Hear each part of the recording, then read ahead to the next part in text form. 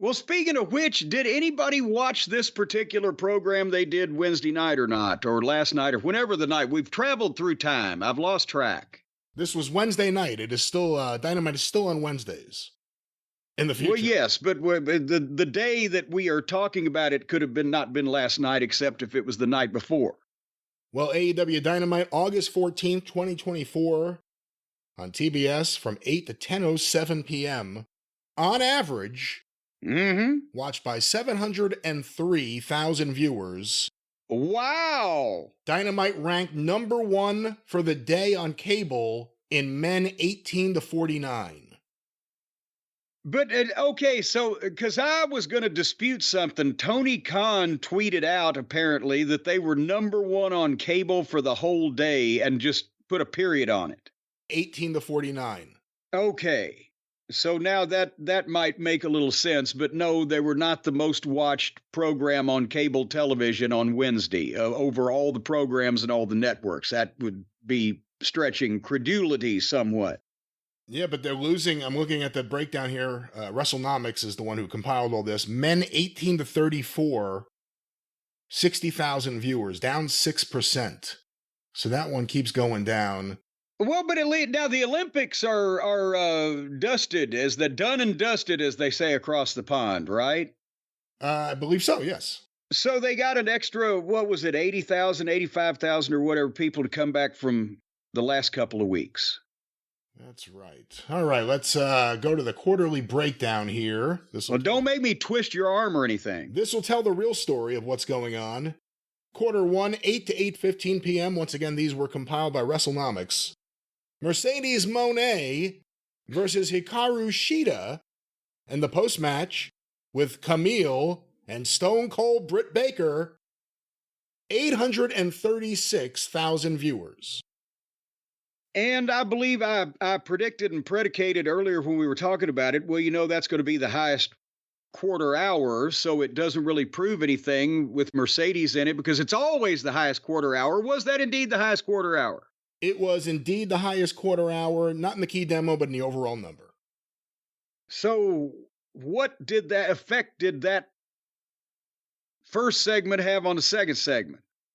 Well, the second segment, with no 1 minute of the Big Bang Theory to start off, 8:15 to 8:30 p.m., the Jeff Jarrett, Jay Lethal, Hangman Adam Page backstage angle, leading to Lethal versus Page, with picture-in-picture, and an MJF Will Ospreay video, 755,000 viewers.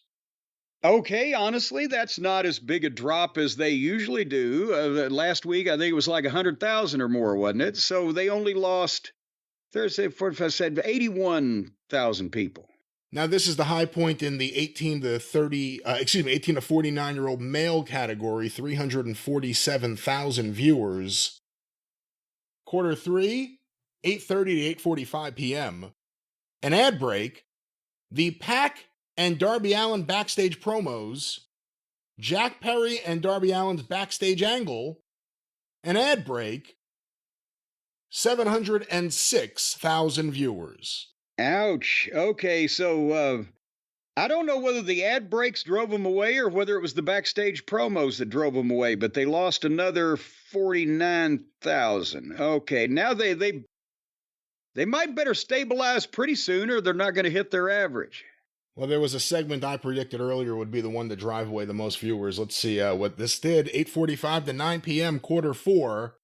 The Mariah May promo, the Mina Shirakawa promo, and the start of Roderick Strong versus Orange Cassidy versus Kyle O'Reilly.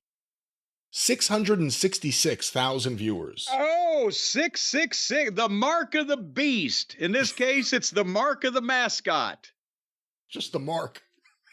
No, the mark is the one paying the mascot. So there's another 40,000. And now we have lost 170,000 viewers in the first hour.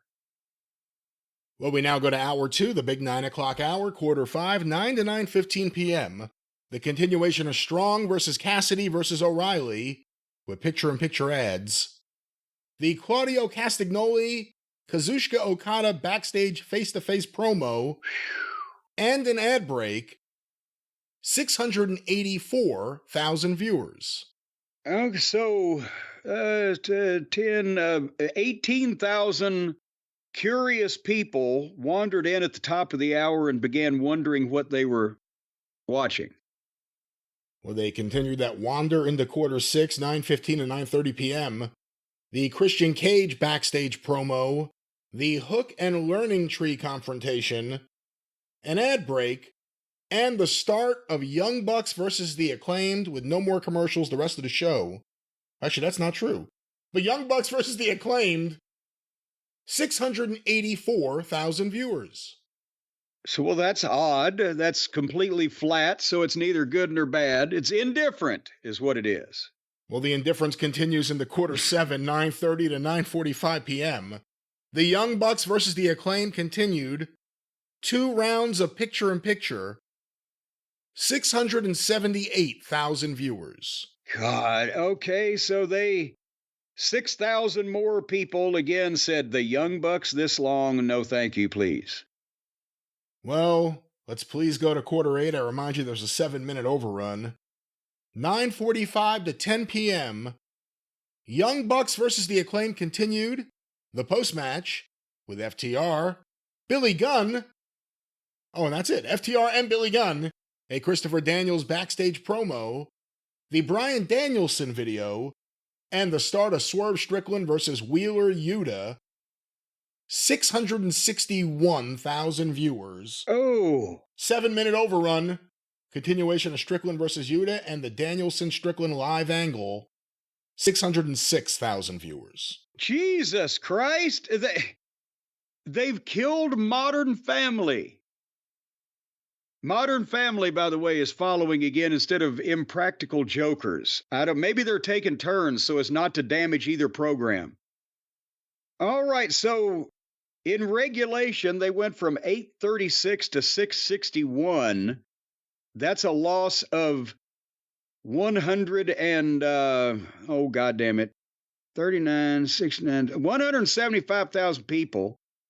And then they dropped another 55,000 in the last 5 minutes of the thing.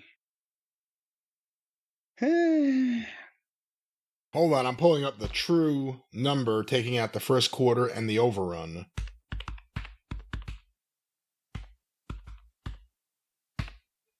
That overrun isn't really helping them anymore, is it? No, it's hurting them. And again, they usually keep key stuff for there. I mean, this is Swerve and Danielson, and no one stayed for it. 690,000 viewers is the true number. Without the quarter 1 and the overrun, that's what is in the body of the show. Without the minute of Big Bang Theory that weighs the first quarter up every single week, and has since the beginning. And also there's some, crossover amongst people who might not want to change the channel, but it never lasts. Isn't it? I see a lot of commercials for Dynamite on TV. If I'm watching like the news, I've seen it on CNBC. I've seen it all over the place.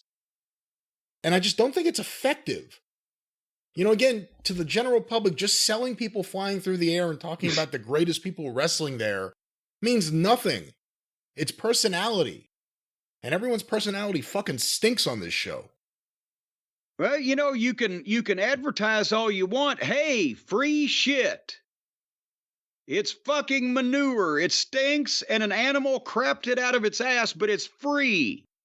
All you got to do is go pick it up. That doesn't mean that a lot of people are going to go goddamn scoop some up. Well, those were the ratings. Feel free to scoop that up.